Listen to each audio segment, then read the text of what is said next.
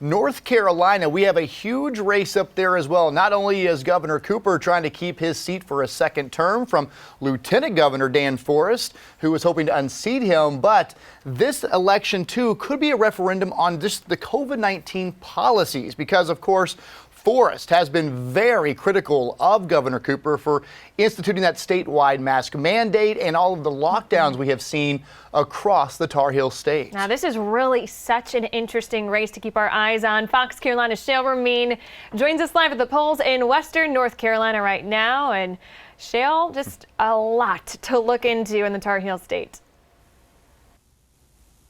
Oh yeah, Tori, we are busy here in Western North Carolina because, as you know, it is a notorious swing state. We're here in Hendersonville, where I've been seeing voters trickle in all throughout the day, but also keep in mind here that we've seen a lot of early voting. 4.5 million voters have already come out in in the state of North Carolina, I should say.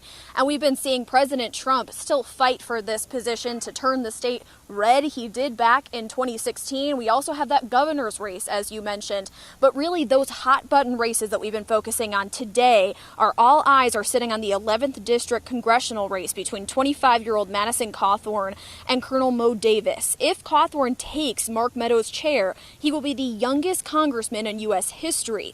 Voters here tell me his platform really lines up with business strategies and conservative viewpoints.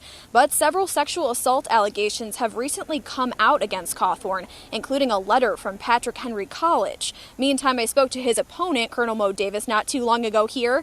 With 25 years in the military and working national security issues for both the Bush and Obama administrations, he says he doesn't want to just retire, he wants this chair. And by any objective measure now, Western North Carolina is behind. Whether it's health care, broadband, education, poverty, we're behind. And I want to see us be that state I remember growing up in, where we embraced the future, we didn't run from it.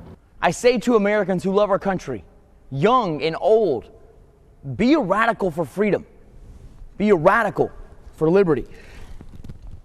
And be a radical for our republic, for which I stand.